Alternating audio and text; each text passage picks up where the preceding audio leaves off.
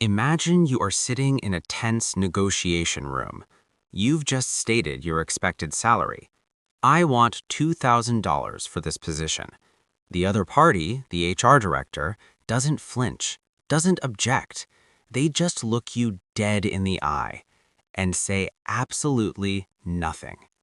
1 second, 2 seconds, 3 seconds. The air in the room suddenly thickens. The weight of the silence presses down on your chest. A cold chill runs down your spine. Your brain starts screaming, "Oh God, did I ask for too much? Do they think I'm delusional? I have to say something to salvage this."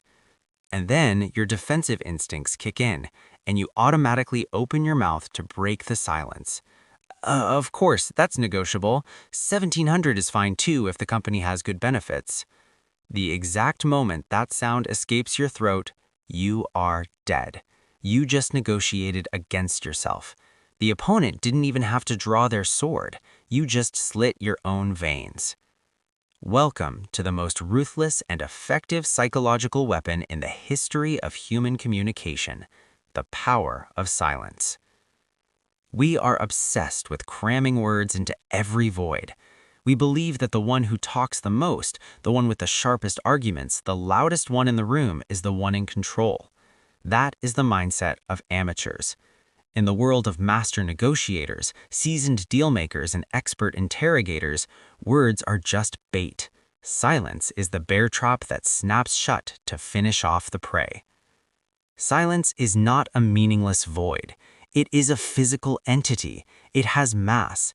It creates a ruthless black hole gravitational pull, draining the confidence of the weak-minded and forcing them to spew out unconditional concessions just to fill that suffocating space.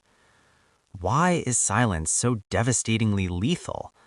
Look deep into the human brain's limbic system.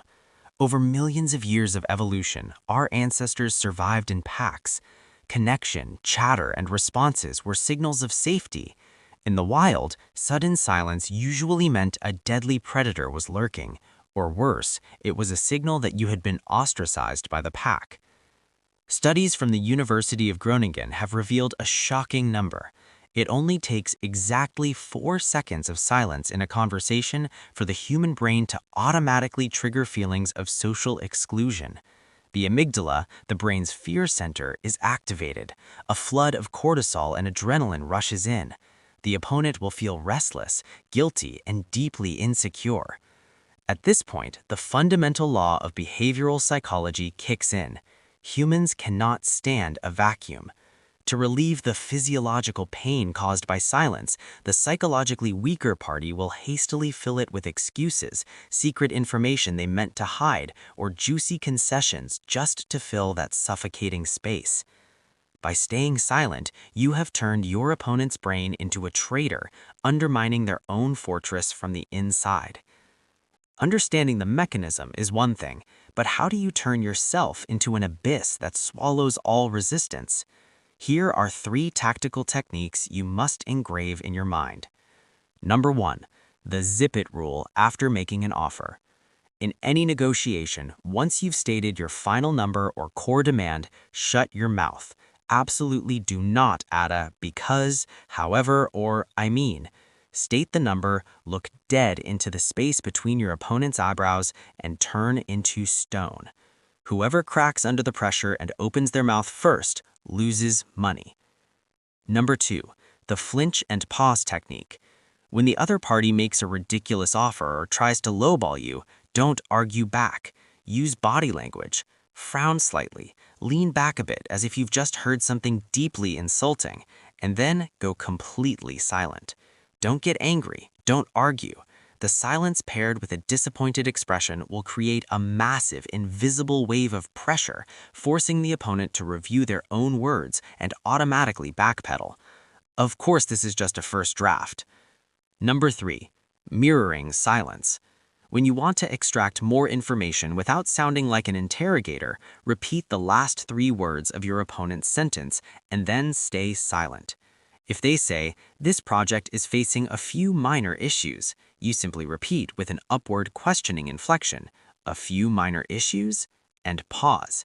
This inquisitive silence will drag the entire truth right out of their mouth into the light without you having to ask a single question.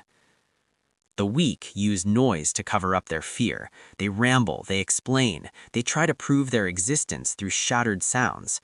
But those who hold true power, they know that words are an expensive commodity, not to be squandered. Silence is the privilege of the strong. It is an absolute safe zone for you, but a dark dungeon for the mind of the person sitting across from you. Next time you step into a war of words, remember this lesson. Don't try to be the one with the best answers. Be the one who can endure the silence the longest. Master the silence, and you master the world.